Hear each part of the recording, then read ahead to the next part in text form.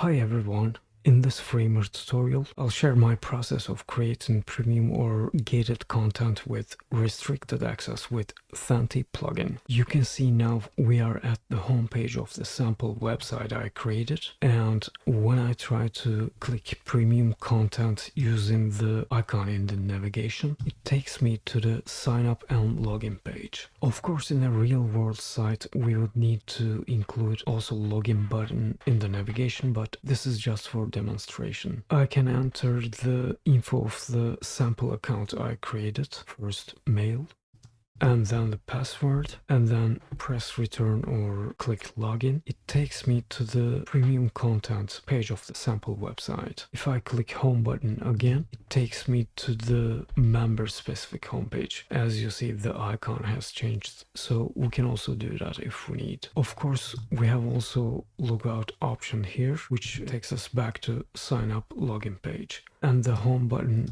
takes us to the regular homepage now. I will share a discount code for Thanty in the description, along with the link of a more comprehensive tutorial by Ryan Hayward if you need to see many other features of Thanty. So let's get started.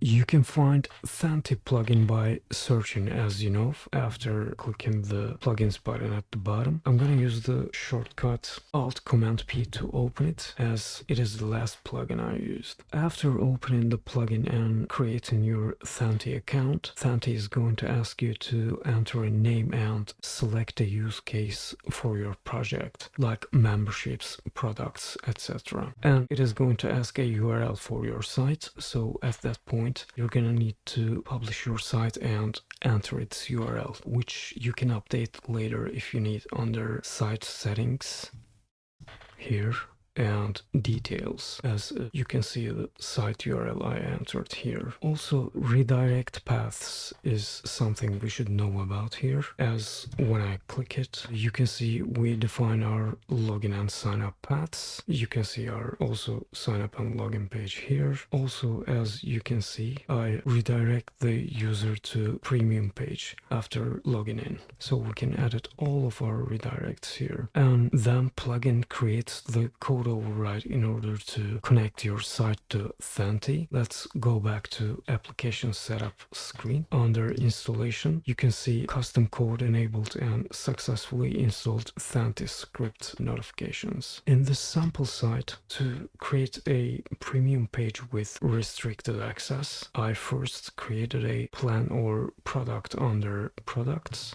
with add new product button here. As you see, let's click the edit button next to premium to see. We can see its name here and order success redirect path also here. To add a new product, as I said, we just need to click this button, and we can set its payment type, name, price, and billing interval if it's recurring, and a success path after the order. Of course, to keep the things easy, I also named the page contains that product's content premium. And to restrict the access to that page, I added that premium page as a protected page under that section. You can see here it's listed as a protected page. When I click edit button here, the condition here is set to any page starts with premium should be protected, and to make it visible only to people who are using the product premium, I checked premium under accessible for products section here. It's pretty easy and intuitive to use and set up Thenty actually. As you see, under members, you can see the only test account I had created. If you need more info about members, as written here, you can check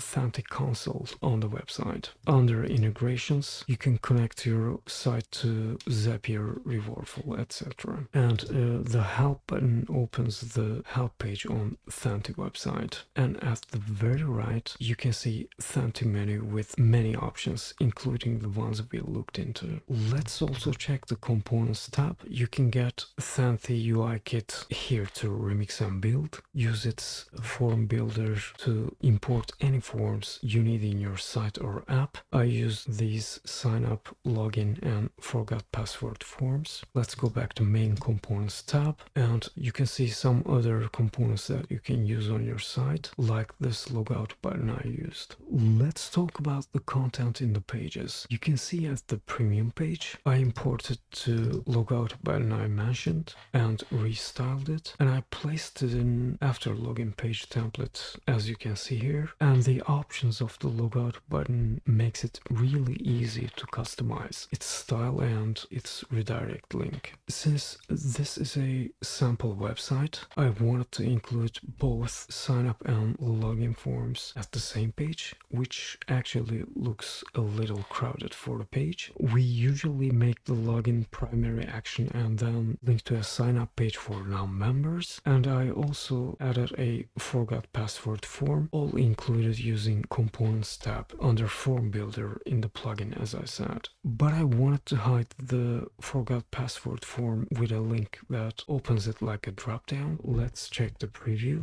As you see, when user clicks forgot your password, the form appears, since including it directly would make the page even busier. Another key point that I need to mention, since I wanted to demonstrate restricted content just for logged in users, I needed to connect my sign up form to the product premium. To do that, I pasted the premium products ID to the field of Thenty form manager components product ID field, as you see here, and I copied that from the premium product details page in the plugin. Let's actually open it.